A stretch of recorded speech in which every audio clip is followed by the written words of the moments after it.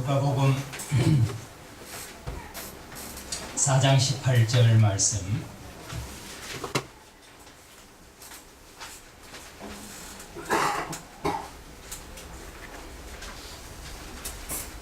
누가복음 4장 18절 말씀 한 절만 우리 다 같이 보겠습니다. 누가복음 4장 18절 시작. 주님의 성령이 내게 내리셨다. 이것은 하나님께서 내게 기름을 부으셔서 가난한 자에게 복음을 전파하게 하려는 것이다. 포로들에게 자유를 선포하고 못 보는 자들에게 다시 볼 수 있음을 선포하고 멍 눌린 사람들에게 해방을 선포하려고 나를 보내셨다. 아멘.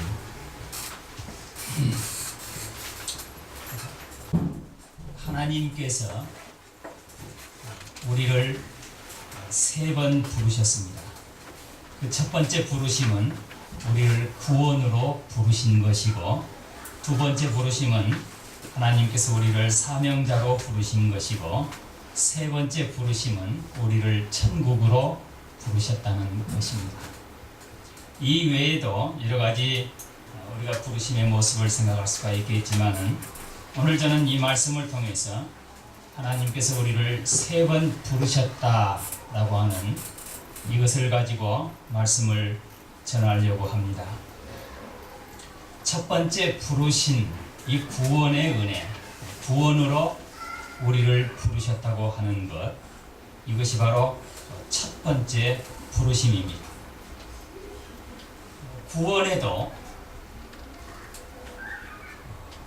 몇 가지 종류가 있습니다. 하나님께서 우리를 구원으로 부르셨는데, 그 구원에는 첫째 지적인 구원이 있습니다. 지적인.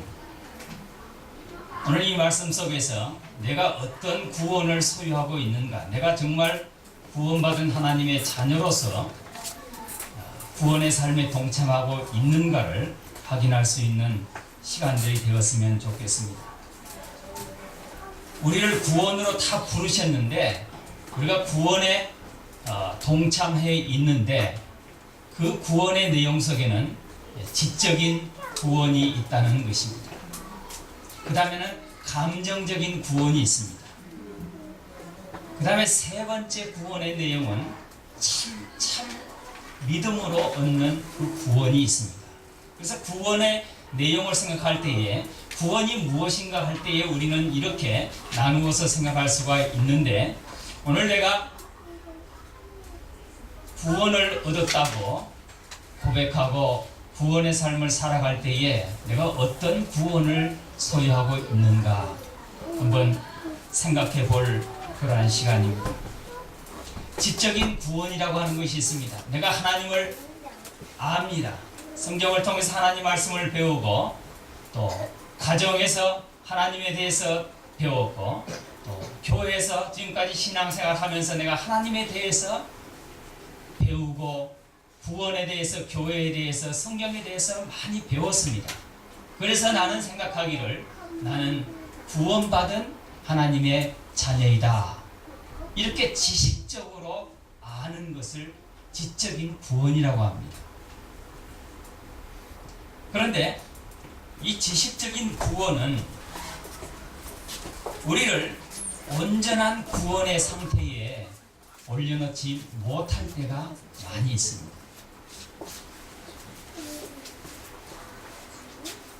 지식적으로 단순히 구원이 무엇인가, 신앙이 무엇인가, 하나님이 누구인가, 예수가 누구인가, 십자가가 무엇인가, 천국이 무엇인가, 지식적으로는 너무너무 잘 아는 거예요.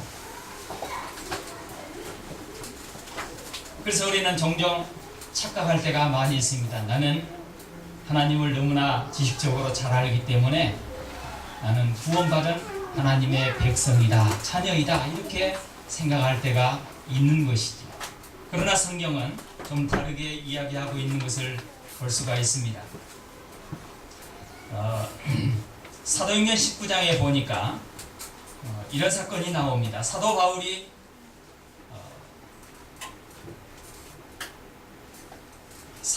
복음을 전하고 또 복음을 전하면서 막 그냥 능력을 행해서 사도 바울을 통해서 능력이 나타나서 병든 자가 치료받는 그러한 일들이 많이 생기죠. 그때에 유대 제사장 중에서 어떤 사람들이 사도 바울처럼 행세를 하려고 사도 바울이 저렇게 복음을 전하면서 사도 바울을 통해서 병든 자들이 고침을 받는 것을 보면서 유대 제사장들이 우리도 한번 해보자 하면서 사도 바울처럼 막 따라서 했습니다. 그래서 막 병든 자를 향해서 일어나라, 귀신아 물러가라, 이렇게 따라서 했어요. 그때에 사도행전 19장 15절에 보니까 마귀가 대답하여 가로되, 마귀가 대답을 합니다. 그것을 보면서 내가 예수도 알고 바울도 알거니와 너희는 누구냐 하며, 내가 예수님도 알고 바울도 잘 아는데 너희들은 누구냐? 유대 제사장들을 향해서 너희들은 누구냐 하면서 그 사람들에게 막 그냥 덮쳐가지고 그냥 핥히고 그 사람들을 그냥 막 제압해서 그 사람들을 도망치게 만든 사건입니다. 야고보서 2장에 보니까 이런 말씀이 있어요. 내가 하나님은 한 분이신 줄 아느냐? 그래, 맞다. 하나님은 한 분이시다. 응? 잘하는도다. 하나님 한 분이신 것은 귀신들도 믿고 떠느니라, 이렇게 말씀하고 있습니다. 하나님이 한 분이시고 예수가 하나님의 자녀 아들이시고 교회가 무엇이고 천국이 무엇이고 성경에 대해서 우리보다도 더 귀신들이 잘 안다는 사실이에요. 그러니까 이것을 가르쳐서 우리는 지적인 구원, 이렇게 이야기를 하는데, 지식적으로 하나님을 알고 교회와 신앙이 무엇인가, 성경이 무엇인가 알고 있지만은 진정으로 구원의 진리에 이르지 못하는 그런 경우가 많다, 이것을 말씀하는 것입니다. 지식적으로 많이 알고 지식적으로 막 파고 들어가고 지식적으로 성경을 다 꿰뚫고 있다고 하여도 구원에 이르지 못하는 그런 경우가 있다는 것을 알 수가 있습니다. 두 번째, 이 구원의 은혜 속에서 감정적인 구원이 있습니다. 감정적으로 내가 뜨거운 체험을 했다든지 또 어떤 기적적인 경험을 가졌다든지, 예를 들어 가지고 암병에서 고침을 받았다든지, 기도원에 가서 기도하다가 내가 어떤 뜨거운 불의 체험을 했다든지, 그때에 우리의 신앙이 그냥 팍 뛰어올랐다가 굉장히 그냥 뜨겁고 열정적이고 그냥 막 흥분된 상태에서 막 교회 봉사하고 그냥 자기 인생을 바쳐서 하나님 앞에 헌신하는 그런 모습을 종종 볼 수가 있습니다. 이것을 우리가 감정적인 구원의 상태라고 이야기합니다. 감정적으로 내 눈이 어떻게 열렸을 때에, 하나님의 은혜가 갑자기 역사했을 때에, 갑자기 기도하는데 등어리가 그냥 뜨끈뜨끈 한다고 할 때에, 이게 뭔가, 이게 정말 하나님의 역사인가. 그러나 이런 감정적인 상태에서 하나님을 믿는 것은 상당히 위험한 일이죠.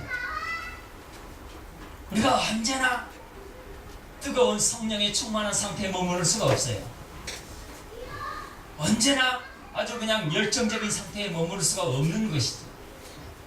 그래서 감정적인 신앙의 상태를 가지고 있을 때에 상당히 위험한 경우들이 많이 있는 것을 보게 됩니다. 그 다음에 세 번째, 우리는 이 구원의 부르심을 받았는데, 이 구원은 참 믿음을 가지고 얻어지는 구원을 이야기합니다. 사도행전 16장에 보니까 이런 말씀이 있어요. 선생님이여, 내가 어떻게 해야 구원을 얻으리까? 선생님이여, 우리가 어떻게 해야 구원을 얻으리까? 사도 바울에게 질문하는 내용인데, 그때 사도 바울이 이렇게 얘기합니다. 너희는 사도 바울이 말하되 주 예수를 믿으라, 그리하면 너와 내 집이 구원을 받으리라. 주 예수를 믿으라. 그리하면 너와 내 집이 구원을 얻을 수 있다. 예수를 믿으면 구원을 얻는다고 하는 아주 단순한 진리의 말씀을 전하고 있습니다. 에베소 2장 8절에도 너희는 그 은혜를 인하여 믿음으로 말미암아 구원을 얻었나니. 우리의 구원의 모습을 보면은 이렇게 지적으로 얻어있는 지적으로 나가 있는 구원의 상태, 어떤 때는 감정적인 상태에서, 그러나 참 믿음을 가지고 하나님 앞에 나갈 때에 얻어지는 이런 구원의 모습이 있습니다. 우리는 이 참 구원의 문제, 내가 정말 지적인 믿음, 감정적인 믿음을 넘어서 참 구원의 속에, 은혜 속에 내가 들어가 있는가 하는 것은 우리가 날마다 고민해야 될 문제입니다. 날마다 고민하고 날마다 내가 구원의 은혜 속에, 참 구원의 상태 속에 살아가고 있는가 하는 것을 매 순간마다 우리는 점검하고, 또는 그 말씀을 가지고 그 구원의 문제를 가지고 깊이 고민해야 된다고 하는 사실. 베드로전서 2장에 보니까 갓난 아이들 같이 순전하고 신령한 젖을 사모하라. 이는 그로 말미암아 너희로 구원에 이르도록 자라게 하려 함이라. 내가 정말 참된 구원의 상태에 자라 있는가, 이것을 날마다 점검하고 고민하고 살펴보라는 그러한 말씀입니다. 빌립보서 2장에 보니까 나의 사랑하는 자들아, 너희가 나 있을 때뿐 아니라 더욱 지금 나 없을 때에도 항상 복종하여 두렵고 떨림으로 너희 구원을 이루라. 빌립보 성도들이 구원에 대해서 모르는 사람들이 있을까요? 그렇지 않을 겁니다. 사도 바울을 통해서 말씀을 받고 하나님 앞에 구원받았다고 신앙을 고백하는 그런 무리들입니다.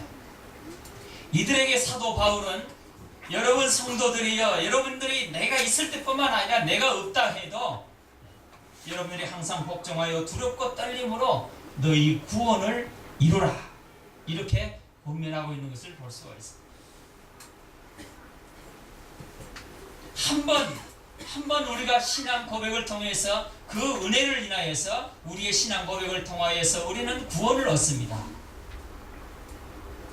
그러나 우리의 구원이라고 하는 것은 한 번 우리의 영혼이 신앙 고백을 통해서 얻은 그 구원으로 만족하는 것이 아니고, 온전한 구원을 이루는 것이 아니고, 우리는 주님께서 이 땅에 다시 오실 때에 우리의 영과 우리의 몸과 우리의 모든 것이 온전한 구원의 상태를, 구원을 얻게 되는 것이죠. 그러면 우리가 이 땅에 아직 살 동안에 우리는 날마다 두렵고 떨림으로 우리의 구원을 이루어 가야 된다는 사실이요. 여러분 믿습니까? 네. 아침을 안 드셨나?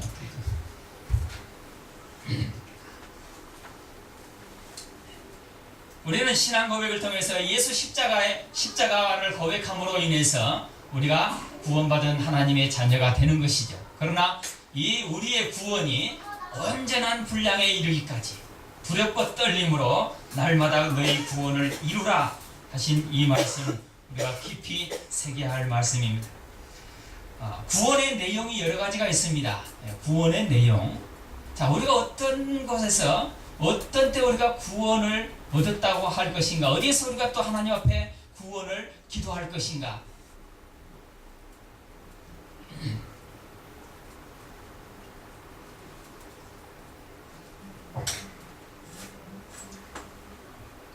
마가복음 19장에 보니까 젊은 청년이 예수님 앞에 나와가지고 이런 얘기를 합니다. 주님, 내가 어떻게 하여야 구원을 얻을 수가 있겠습니까?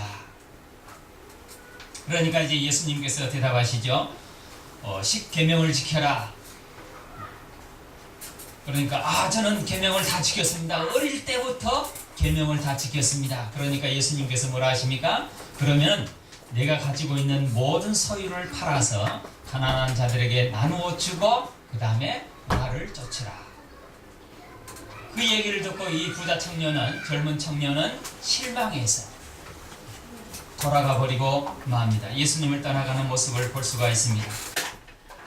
우리가 구원을 얻는다고 할 때에 어디에서 우리가 구원을 얻어야 되겠습니까? 이 땅을 살아가는 동안에 우리는 여러 가지 답답한 일들을 만날 수가 있고, 또는 내 영혼의 깊은 갈등 속에 빠져 있을 때가 있습니다. 이 젊은 청년처럼 세상의 모든 것은 다 가지고 있지만은 마음속에는 허전함을 금할 수가 없고 영혼의 만족함이 없는 거예요. 그래서 예수님을 찾아서 이야기했지만은 결국 그 예수님의 말씀에 떠나버리고 마는 이런 모습을 여기에서 볼 수가 있습니다.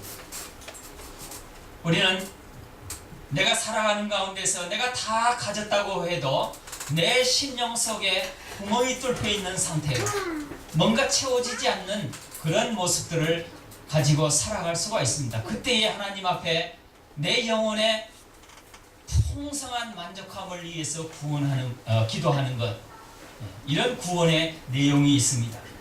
마태복음 8장에 보니까 제자들하고 예수님하고 배를 타고서 그 갈릴리 바다에서 배를 타고서 건너편으로 건너가실 때에 갑자기 풍랑을 만나서 배가 뒤집어지려고 하는 그런 상황에 처했습니다. 그때 제자들이 편안히 주무시고 있는 예수님을 향해서 예수님을 깨우면서 하시는 그 이야기가 있지요. 주님, 우리가 죽게 되었습니다. 우리를 구원하여 주옵소서.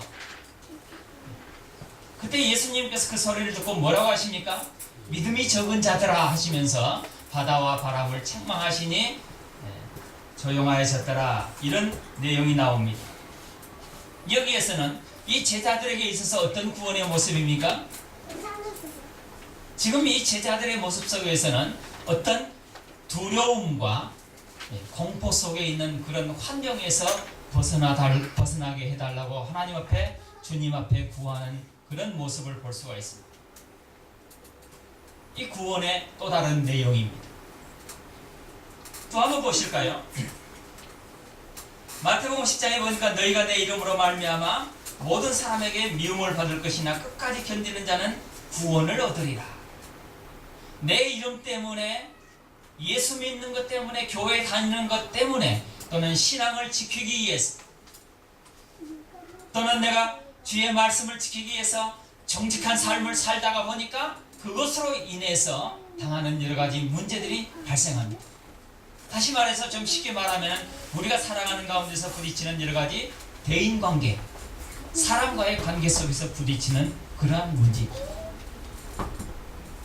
이 문제 속에 빠져서 우리가 깊은 고민과 갈등하고 있을 때에 우리는 하나님 앞에, 하나님, 여기에서 이런 상황 속에서 나를 건져 주옵소서 기도할 수가 있는 것이죠. 다시 말해서 대인관계에서, 사람과의 관계 속에서 인내로 얻을 수 있는 구원을 말하고 있죠. 한 가지만 더 보면은 누가복음 18장에 보니까 예수님께서 지나가실 때에 한 소경이 예수님께 외칩니다. 예수님, 예수님 부르니까 사람들이 좀 조용히 해라, 시끄럽다 떠들지 마라. 그래도 이 소경은 막 소리를 치면서 예수님을 부릅니다. 그때 예수님께서 멈추셔가지고 소경을 데려오라 하시죠. 네가 무엇 해주기를 원하느냐? 예, 예수님, 저는 눈뜨기를 원합니다. 내 믿음이 너를 구원하였다. 이렇게 말씀하시면서 그 소경이 눈을 뜨는 그 모습을 볼 수가 있는데, 여기에서 우리가 생각할 수 있는 구원이라고 하는 것은 어떤 질병이라든지 또 어릴 때부터 아니면은 태어날 때부터 얻어진 그런 질병에서 자유함을 얻게 되는 이 구원의 상태를 우리에게 설명해 주고 있는 겁니다. 이렇게 성경에는 마태복음 이 복음서에 보면은 여러 가지 상황 속에서 구원에 대한 문제를 설명해 주고 있는 것을 볼 수가 있습니다. 하나님께서는 우리를 3번 부르셨다고 하는데, 오늘 그 첫 번째 부르심은 우리를 구원으로 부르신 거예요. 구원으로 부르신 거예요. 내가 이 구원으로 부르심을 받았는데 어떤 구원의 모습을 가지고 있는가? 단순히 지식적으로만 내가 하나님을 알고 있는가? 아니면 내가 감정적으로 하나님을 알고 있는가? 아니면 내가 참 믿음의 상태에서 깊은 구원을 경험하고 있는가, 이것을 한번 점검해 볼 수 있기를 바랍니다. 여러 가지 우리의 삶의 상황 속에서 우리는 이런 구원의 체험을 할 수 있어야 합니다. 이 구원으로 부르신 이 하나님을 붙잡고 만날 수 있어야 한다는 것입니다. 이것이 하나님께서 우리를 부르신 첫 번째 부르심의 내용입니다. 이런 은혜가 여러분들에게 풍성하게 역사하시기를 바랍니다. 세 번째 우리에게 부르심이 있습니다. 첫 번째 부르심은 우리를 구원으로 부르신 것이고, 그 다음에 세 번째 부르심이 있는데 그것은 우리를 천국으로 부르신 것입니다. 천국으로 부르신 것입니다. 자, 여러분, 천국 하면은 우리가 소망하는 것이고, 또 신앙생활하는 목적이 우리가 천국에 들어가는 것이고 영원한 생명을 얻는, 이것이 우리들의 기도 제목이고 소원이고 신앙의 목적이기도 합니다. 여러분, 천국 생활을 우리가 생각할 때에 그것은 우리가 무엇을 생각할 수가 있습니까? 천국 하면은 거기에는 평안함과 또 근심이 없고, 또 염려하는 것이나 고통이 없고, 갈등이 없고, 또 질병이 없고, 뭐 이런 것들을 우리가 일반적으로 생각할 수가 있는 것이죠. 다시 말해서 모든 만족을 누릴 수 있는, 기쁨이 있는, 감사와 찬양이 있는 곳을 우리는 천국이라고 이야기합니다. 그런데 문제가 뭐냐면은, 우리는 신앙생활하면서 하나님께서 우리를 천국으로 다 불러주셨는데 이 천국의 생활을 우리가 누리면서 살아가고 있는가, 이것이 문제입니다. 여러분들은 어떻습니까? 우리에게 허락하신, 우리를 부르신 이 천국의 삶을 여러분들이 잘 누리고 계신지요? 천국의 삶을 살고 계신지? 아니면 이 천국 역시 내 머릿속에서 지식적으로만 알고 있는 그러한 삶의 모습인지? 많은 사람들이 이렇게 생각합니다. 천국은 내가 죽은 다음에 가는 곳이야. 죽은 다음에. 그러니까 내가 이 땅에 살 동안에는 어렵고 힘들고 또 여러 가지 문제들이 많지만은 이 험악한 세월을 다 살고 나면은 저 천국에서는 내가 기쁨과 평안과 영생을 누리면서 살 수 있을 거야. 이런 소망을 가지고 신앙생활 하시는 분들이 참 많은 줄 알아요. 여러분들 어떤지 잘 모르겠어요. 여러분, 우리가 생각하는 하나님께서 우리를 천국으로 부르셨다고 하는데 이 부르신 하나님의 천국이 바로 그런 것입니까? 우리가 죽은 다음에 가서 누리는 그런 것이 우리가 소망하는 천국입니까? 성경에는 그렇지 않다, 이렇게 말씀합니다. 우리가 생각하는, 우리가 기도하고 꿈꾸는 그 천국이라고 하는 것은 죽은 다음에 가서 누리는 그것도 있지만은 중요한 것은 이 땅에서 천국의 삶을 누리는 것을 말합니다. 이 땅에서 천국의 삶을 살다가 나중에 우리가 죽은 다음에 장소만 옮겨서 천국의 삶을 계속해서 살아가는 것을 성경에서 말하고 있습니다. 그 천국 삶의 훈련장이 어디입니까? 어디예요? 교회죠, 교회. 교회에서 천국의 삶을 연습하고 배우고 훈련하고 경험하는 것이 바로 교회입니다. 여러분, 교회 생활이 어떻습니까? 그 생활이 바로 천국의 삶이라는 것이에요. 천국의 생활이라는 것이에요. 큰일 났죠? 아이고, 내 교회 생활 지금 갈등도 많고 골치 아파 죽겠는데, 저 인간 때문에 내가 교회 생활 지금 골치 아픈데, 이 생활이 천국에 죽은 뒤에도 바로 연결된다고 하면은 이거 참 큰일 난 거 아니에요? 그렇죠? 예수님께서 마태복음 5장에서 그 산상보훈 속에서 천국에 대한 이야기를 많이 하시잖아요.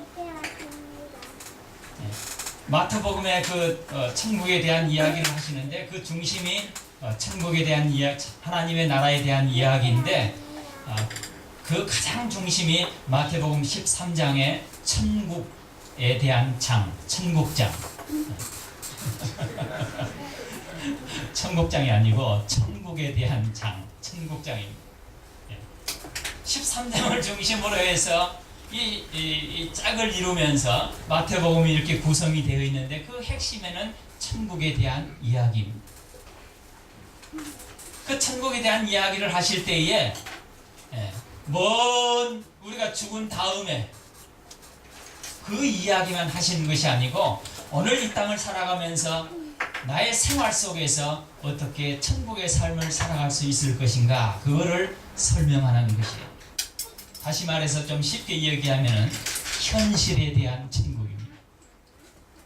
우리가 신앙생활을 한다고 하는 것은 이 땅을 살아가는 가운데서 여러 가지 많은 어려운 문제도 만나고 또 갈등도 있고 또 고민스러운 일들이 많이 있는데 그러한 가운데서 어떻게 내가 천국의 삶을 누리며 맛볼 수 있는가 이것이 신앙인에게 가장 중요한 숙제입니다. 그래서 예수님께서 천국에 대해서 여러 가지 많은 것들로 설명을 해주시는 것을 보고 있습니다. 분명한 것은 우리가 먼 죽은 다음에 천국이 아니고 이 땅에서 천국을 누리면서 이 땅의 천국의 삶이 죽은 다음에는 장소만 옮겨진다고 하는 분명한 사실이에요.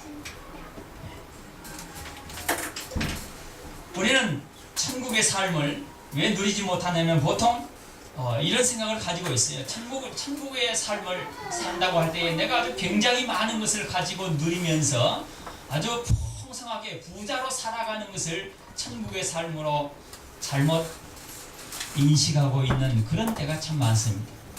그러나 하박국 3장에 보니까 이런 말씀이 있어요. 비록 무화과 나무가 무성치 못하며 포도나무의 열매가 감람나무의 습질이 없고 밭에 먹을 것이 없고 우리의 양이 없으며 외양간에 소가 없을지라도, 그러니까 여기에서 말하는 것은 먹을 것이 하나도 없고 포도나무의 열매가 없다고 하는 것은 이스라엘 성전에 항상 그 등불을 켜야 되는데 등불에 사용할 수 있는 기름이 없다고 하는 거예요. 기름이 없어서 등불을 못 켠다고 하는 것은 하나님과의 이스라엘 백성들의 관계가 완전히 끊겨버린다고 하는 엄청난 사실입니다. 거기에 기름으로 뗄 수 있는 그것도 얻을 수가 없는 그런 상황이라고 하는 겁니다. 아무것도 없다는 거예요. 그럼에도 불구하고 나는 여호와로 말미암아 즐거워하며 나의 구원의 하나님으로 말미암아 기뻐하리로다, 이렇게 고백하고 있는데, 이 고백을 보면서 천국의 삶이라고 하는 것이 어떤 돈이나 물질의 문제가 아니라고 하는 사실을 여기에서 말하고 있는 겁니다. 우리가 소유가 많다고, 가진 것이 많다고, 내가 넉넉하게 산다고 그것을 우리는 천국의 삶이라고 이야기할 수 없잖아요. 천국의 삶이라고 하는 것은 물질과 관계없는 것을 말하고 있습니다. 잠언 18장에 보니까 사람의 입에서 나오는 열매로 말미암아 배부르게 되나니 곧 그의 입술에서 나는 것으로 말미암아 만족하게 되느니라. 우리에게 천국에서 누릴 수 있는 만족함, 그 누릴 수 있는 그 여유가 어디에서 나오냐 하는 것인데, 바로 입술에서 나오는 말을 통해서 만족함을 얻을 수 있다. 이 잠언의 고백입니다.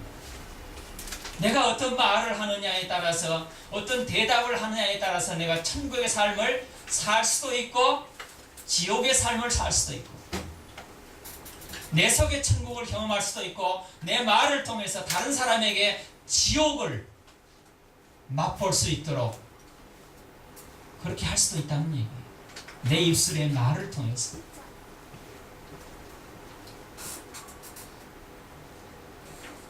또 있습니다. 이사야 58장에 보니까 여호와가 너를 항상 인도하여 메마른 곳에서도 내 영혼을 만족하게 하며 내 뼈를 견고하게 하리니 너는 물된 동산 같겠고 물이 끊어지지 아니하는 샘 같을 것이라.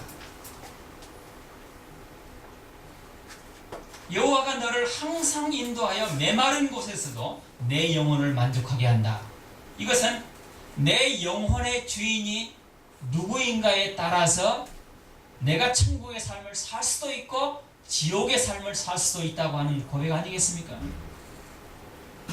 세상이 내 주인이 되느냐, 돈이 내 주인이 되느냐, 어떤 내 일, 어떤 직장에, 세상에 내가 관심을 가지고 있는 그 일이 내 영혼의 주인이 되느냐, 아니면 여호와께서 내 영혼의 주인이 되느냐에 따라서 만족함을 얻을 수도 있고 내 뼈를 견고하게 하는 물된 동산 같은 그런 천국의 삶을 누릴 수도 있다. 이런 말씀을 하고 있는 겁니다. 또 이런 말씀이 있어요. 요한복음 13장 2절에 보니까 마귀가 시몬의 아들 가룟 유다의 마음에 예수를 팔려는 생각을 집어넣었다. 이 말씀이 나오는데 우리는 어떤 생각을 하느냐에 따라서 우리는 천국의 삶을 살 수도 있고 지옥의 삶을 살 수도 있다는 거예요. 어떤 생각을 하느냐. 이 마귀와 사탄은 우리의 마음과 우리의 생각 속에 우리의 눈을 통해서 우리의 귀를 통해서 항상 악한 생각, 잘못된 생각을 집어넣어주고 듣게 하고 보게 하고 말하게 하는 거예요. 이게 마귀의 일입니다. 사탄의 일입니다. 예수의 제자였던 가룟 유다에게 마귀가 그 생각, 그 마음속에 악한 생각을 집어넣으니까 예수를 팔아먹지 않습니다. 천국의 삶이라고 하는 것이 여러분 무엇입니까? 우리가 어떤 생각을 하느냐에 따라서 우리는 천국의 삶을 살 수도 있고 누릴 수도 있고 아니면은 지옥의 삶을, 비참한 삶을 살 수도 있다 하는 것을 말하고 있는 겁니다. 로마서 11장에 보니까 사람의 생각 속에 사람의 생각이 허망해지고 미련해진다 이런 말씀이 있어요. 사람의 생각이 허탄해지고 허망해지고 미련해진다. 생각이. 그래서 사도 바울은 위의 것을 생각하고 땅의 것을 생각지 말라 이렇게 말씀하셨고요. 모든 사람에 대해서, 이웃에 대해서, 성도 간의 관계 속에서 원수같이 생각하지 말고 형제같이 권면하라. 원수같이 생각하지 말고, 우리는 조금 마음에 안 들면은 그냥 기분 나쁘다 여기에서 머물러 있다가 조금 더 마음에 안 들면은 원수같이 생각하잖아요. 안 그런가요? 안 그런 것처럼 그냥 입 딱 다물고 계세요. 저나 여러분이나 뭐 다 사람이잖아요. 목사도 마찬가지예요. 경험하다 보면 사람 관계 속에서 조금 마음에 안 들면은 처음에는 되게 기분 나쁘네 이러다가 나중에 그게 좀 시간이 지나면 아이 저 인간 저거 진짜 저 인간 없으면 내가 교회 생활 잘하겠는데 이렇게 되잖아요. 그런데 사도 바울은 우리에게 뭐라 했냐면은 원수같이 생각하지 말고 형제같이 권면하라. 참 여기에서 이제 우리가 갈등하게 되는 것이 뭐냐면은 예수 믿는다고 하는 것이 결코 쉬운 일이 아니구나. 예수 믿는 것이 쉬운 게 아닙니다. 골치 아픈 거예요. 복잡한 일이고요. 예수 믿는 거요. 참 얼마나 어려운 일인지 모릅니다. 내가 열심히 기도해가지고 하나님 내가 저 인간을 용서합니다. 저 인간을 축복합니다 했는데 그 다음날 얼굴을 딱 봤어요. 축복이 됩니까 안 됩니까? 안 되는 게 사실이잖아요. 그런데 오늘 사도 바울은 원수같이 생각하지 말고 형제같이 권면하라. 이게 잘 안 되는 거예요. 그래서 고민이 생기고 그래서 신앙에 문제가 생기는 거 아니겠습니까? 야고보서 2장 4절에 보니까 너희끼리 서로 차별하며 악한 생각으로 판단하는 자가 되는 것이 아니냐. 너희끼리 서로 차별하면서 저 사람은 어떻고 이 사람은 어떻고 저 사람은 성격이 어떻고 저 사람은 뭐가 어떻고 막 여러 가지 이야기를 하면서 사람을 차별하고 사람을 판단하고 그것이 바로 너희들이 아니냐. 사도 바울이 지금 이렇게 이야기하고 있는 거예요. 사람은 무슨 생각을 하느냐에 따라서 천국의 삶을 살기도 하고 지옥의 삶을 살기도 하고, 오늘 하나님께서는 우리를 천국으로 다 불러주셨어요. 천국의 삶을 살아라는 얘기예요. 이것은 신앙인들만이 누릴 수 있는 축복입니다. 특권입니다. 특권. 하나님을 알지 못한 사람이 천국의 삶을 어떻게 누릴 수가 있겠습니까? 천만에요. 구원으로 부르심을 받은 우리들에게만 주신 하나님의 특권이 바로 천국의 삶입니다. 이 천국의 삶은 어떻게 생각하느냐, 어떻게 말하느냐, 내가 누구를 나의 주인으로, 인생의 주인으로 모시고 사느냐, 이런 것에 따라서 내가 천국의 삶을 사느냐 아니냐, 이것이 결정된다. 이렇게 오늘 말씀하고 있는 거예요. 여러분들은 어떻습니까? 자, 마지막 두 번째 부르심이죠. 첫 번째 부르심이 구원으로 부르셨다고 그랬죠. 세 번째 부르심이 천국으로 부르셨다고 그랬죠. 이 첫 번째와 세 번째 사이의 부르심이 바로 두 번째 부르심이에요. 이 두 번째 부르심이 무엇이냐 하면은 바로 사명으로 부르신 거예요. 사명자로. 오늘 누가복음 4장 18절에 있는 그 말씀입니다. 사명자로 부르십니다. 자, 이 사명이 무엇인지 제가 간단한 8분짜리 동영상을 하나 보내드리겠습니다. 우리 한국에 선교사들이 들어와서 자기에게 주신 그 사명을 어떻게 이루어 갔는가, 사명이 무엇인가, 왜 하나님께서 우리에게 건강을 주시고 우리에게 믿음을 주시고, 왜 하나님께서 우리에게 오늘 이 시간까지 생명을 연장시켜 주시고 우리를 붙잡아 주시고 우리에게 은혜를 주시는 그 이유가 무엇인가, 바로 두 번째 부르심인 이 사명으로 부르신 그것입니다. 자, 한번 보시죠.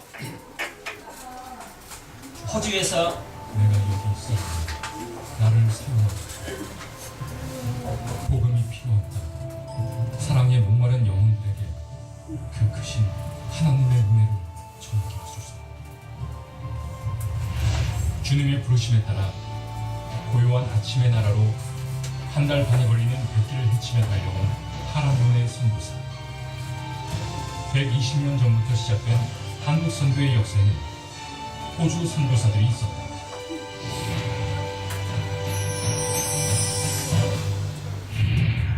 (1889년 10월 5일) 호주 빅토리아 장로교회는 헨리 데이비스와 그의 누이 메리 데이비스를 한국에 파송했다. 헨리 데이비스는 언어 습득의 탁월함과 뛰어난 지성을 경배하고 있었다. 조선 땅에 먼저 도착했던 언더우드 선교사가 성경 번역 사역에 동참할 것을 요청했지만 데이비스는 복음이 전해지지 않은 새로운 터 위에서 선교하기로 결정하고 서울에서 부산까지 전도 여행을 시작했다.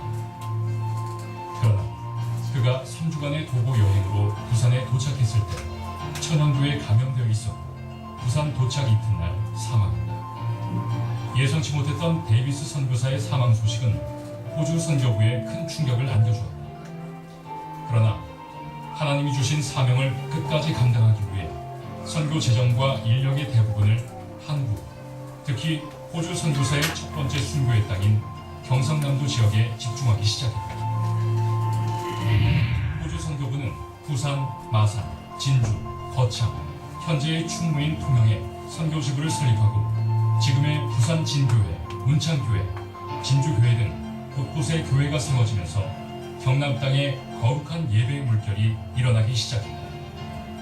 또한 교육의 중요성을 느낀 호주 선교사들은 경남 최초의 유치원 및 부산의 일신여학교, 마산의 창신학교와 의신여학교, 진주의 시원여학교와 광림남학교 등 각 지부마다 남녀학교를 건축해 교육사업에 힘을 쏟았다. 병이 들어도 치료를 받을 수 없는 가난한 사람들이 많았던 시기에 진주 최초의 근대식 병원인 대돈병원 설립을 시작으로 병원 사역 역시 아주 활발하게 이루어졌다. 찰스 맥클라렌 의사는 우리나라 최초의 신경정신과 의사로 활동하면서 연세대학교의 신경정신과를 설립했고, 노블 맥켄지 목사는 부산 강만동에 상혜원이라는 나환자 병원을 세워 그의 일생을 나환자들과 함께했다. 맥켄지 목사의 두 딸인 의사 헬렌과 간호사 캐서린 역시 부산의 지금의 일신 기독병원인 일신 부인병원을 세우고 한국 선교에 헌신한 미혼의 선교사로 평생을 보냈다. 평양신학교에서 신학교육에 헌신한 왕길지 목사는 구약성서의 아모스서를 번역하고 부산 진교의 당회장을 지내면서 초기 그리스도인들의 목자로 복음의 문을 열었다. 호주 선교사들은 농장이 딸린 농업실수학교를 세워 여성들이 초등 교육을 받으며 생계를 꾸려나갈 수 있도록 지원하고 리우라 고아원을 세워 신앙 안에서 고아들을 돌보고 가르치는 사역을 감당했다. 또한 신사참배를 강요하던 일제에 대항하고 공창제도 폐지 운동을 벌이며 그 영향력을 전국 교회로 확산시켜 나갔다. 뿐만 아니라 백정 해방 운동의 효시가 된 신분 폐지 운동에도 힘을 쏟았다. 해방 이전 한국에서 복음의 삶을 산 호주 선교사들은 대부분이 음식과 기후가 몸에 맞지 않아 질병으로 고생해야 했고, 이러한 상황 속에서도 복음을 위한 수고를 멈추지 않았고 한국을 향한 호주 선교사들의 섬김은 계속되었다.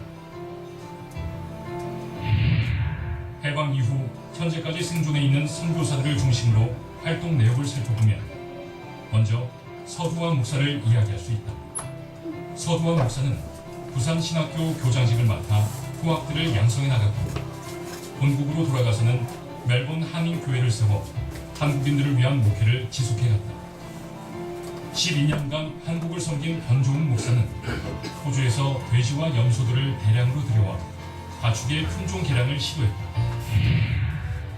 우태긴 목사는 전문 기술자로 영등포 산업선교회에서 노동자들을 위해 일했고, 베리 로 목사는 장애인들을 위한 양지실업훈련소를 세워 라디오 수리 기술을 익히게 하고 장애인들이 독립적인 삶을 꾸려나갈 수 있도록 지원했다.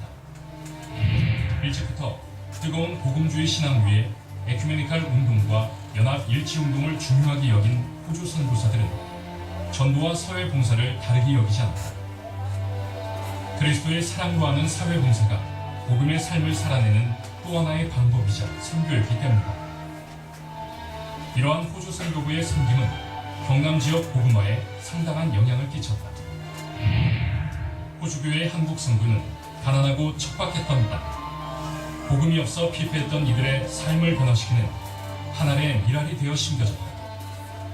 120년의 역사 속에 수많은 섬김의 손길, 희생의 시간들이 흘렀고, 호주교회 한국선교 120주년을 맞이한 2009년, 양 교단은 120주년 기념 감사 예배를 호주와 한국에서 드렸으며, 특히 94회 총회에서는 시대에 맞는 새로운 비전과 사명, 협력을 다짐하는 공동의 선교 선언문을 발표하였다. 또한 호주 선교사가 보관하고 있던 한국 전통 병풍을 국립중앙박물관에 개정하였고, 은혜의 증인들이란 호주 선교사에 관한 책 출판을 함께 축하하며 우호 관계를 다졌다. 이후 2010년에 호주 연합교회에서 한 명의 선교사를 예장 총회에 파송하여 선교 동역의 관계를 이었으며, 2011년에는 예장 총회 직원 50명이 UCA 총회, 빅토리아주 총회, 원주민센터, 호주 연합신학대, 한인교회 등을 방문하였다. 이 방문을 통하여 양 교단 총회 부서들 간의 우애를 다지며 공동 선교 과제를 토론하며 아름다운 교제를 하였다. 특히 멜번에서는 초기 호주 선교사가 파송되었던 교회들을 방문하며 그들을 회상하기도 하였다. 2012년 초에는 부산 일신병원을 설립한 헬렌 맥켄지 선교사가 호주인 최초로 한국 정부가 수여하는 국민훈장 무궁화장을 주사받으며 호주 선교사의 업적을 인정받고 위상을 높이기도 했다. 총회 창립 100주년을 맞이한 예장총회는 호주 연합교회와 함께 북한의 나진, 선봉 지역에서 어린이 보육원, 보건소, 구제사역 등을 통한 공동선교사역을 수행하며 선교의 새로운 모델을 제시하며 복음의 씨앗을 뿌리고 있다. 지금까지 호주에서 한국에 파송한 선교사 126명이었습니다. 그래서 그 선교사들이 과연 어떠한 사람이었으며 어떠한 일을 했느냐 우리가 기록해야 호주 교회의 역사이고 한국 교회의 역사 아닙니다. 그래서 이게 우리가 우리의 역사를 잊지 않도록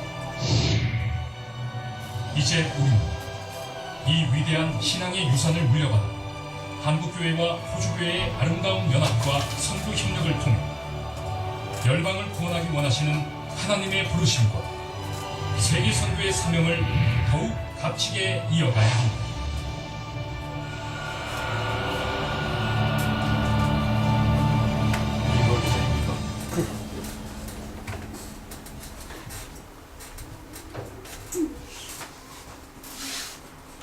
우리가 주면 안 돼. 내가 나를 사용해주소. 복음이 필요하다. 이게 이제 우리에게 허락하신 두 번째 부르심의 이유입니다. 여러분 언더우드 선교사의 기도문을 잘 아실 겁니다.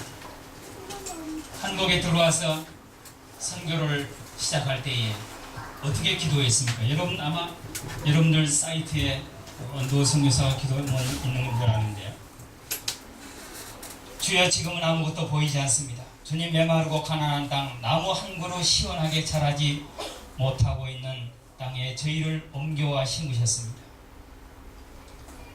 보이는 것은 고집스럽고 얼룩진 어둠뿐입니다. 어둠과 가난과 인슬에 묶여있는 조선 사람뿐입니다. 그들은 왜 묶여있는지도 왜 고통을 당하고 있는지도 모르고 있습니다. 고통을 고통인 줄 모르는 자에게 고통을 벗겨주겠다고 하면 의심부터 하고 화부터 냅니다. 조선 남자들의 속셈이 보이지 않습니다. 조선의 모임이 보이지 않습니다. 그러나 주님 순종하겠습니다. 겸손하게 순종할 때에 주께서 이 일을 시작하시고 그 하시는 일을 우리들의 영적인 눈이 볼 수 있는 날이 있을 줄을 믿나이다. 조선의 믿음의 앞날을 볼 수 있게 될 것을 믿습니다.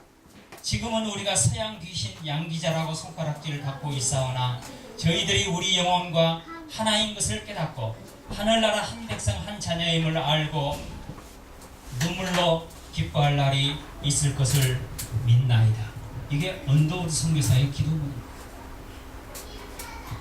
한국 사람들을 바라보니까 온통 고집과 불통과 아집과 관습 속에 빠져있는 그 모습을 보았습니다.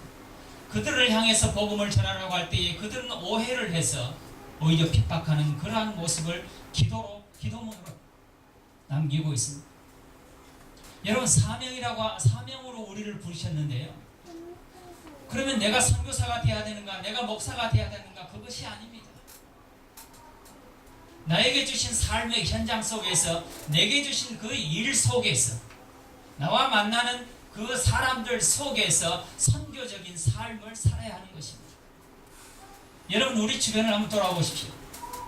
오늘 누가복음 4장 18절에 보니까 우리 주변에 눈먼 자들과 소경들과 걷지 못하는 사람들과 앞을 보지 못하는 사람들, 이런 사람들이 우리 주변에 꽉 차 있다고 그렇습니다. 보지 못해서 소경이 아니고 하나님의 나라를 알지 못하고 미래를 보지 못하기 때문에 소경이라고 하는 겁니다. 그들 머릿속에 하나님에 대한 생각이 없고 이 땅을 어떻게 변화시킬 것인가 하는 꿈이 없기 때문에 소경이라고 이야기하는 것입니다. 내가 많이 가졌고 내가 건강하고 내가 잘 살고 있다 해서 나만 만족하는 것이 아니고 내 주변에 아직도 내가 돌봐야 될 사람들, 내가 복음을 통해서 그들에게 생명이 여기에 있다고 하는 것, 소망이 여기에 있다고 하는 것,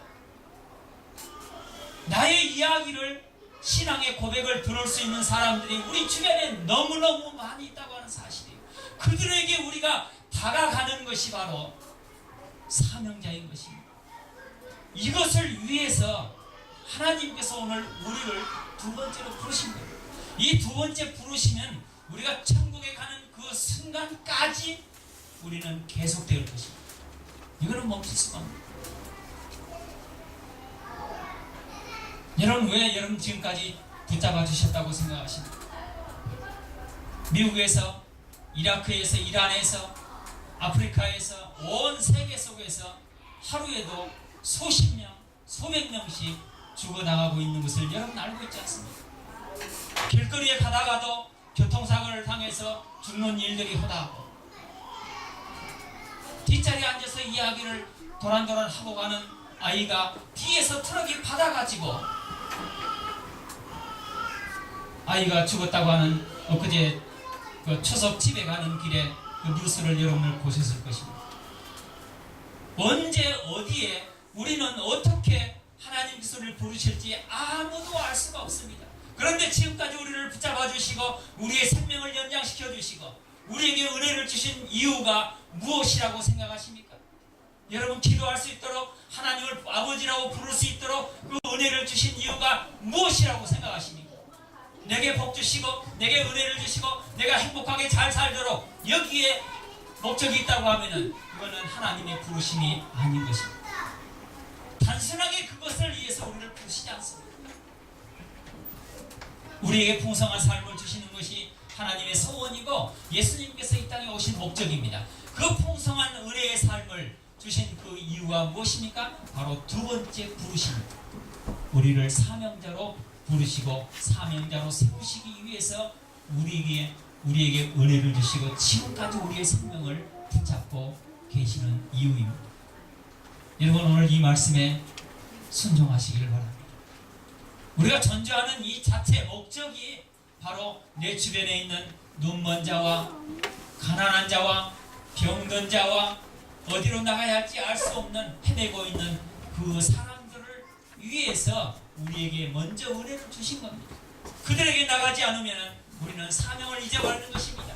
눈먼 자, 가난한 자, 병든 자, 고통에 신음하고 있는 그 사람들에게 다가가서 내가 주의 말씀을 가지고 위로하고 건면하고 비전을 세워주고 나누지 못한다고 하면은 우리는 사명자의 대열에 서 있지 않는 것입니다.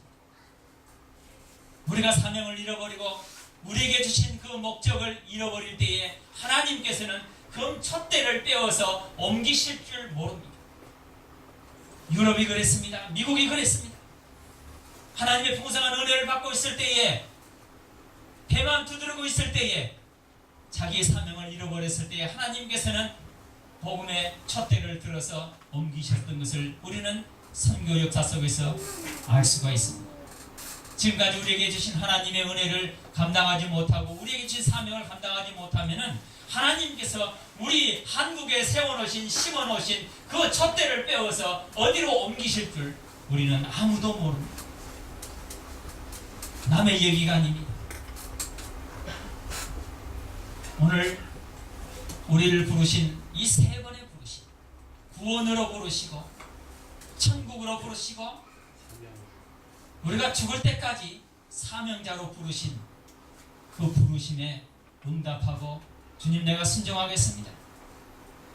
어떤 상황에서든지 내가 이 사명에 헌신하겠습니다. 다짐하고 고백할 수 있는 그런 주의 백성들 되시기를 주님의 이름으로 축원합니다. 기도하겠습니다.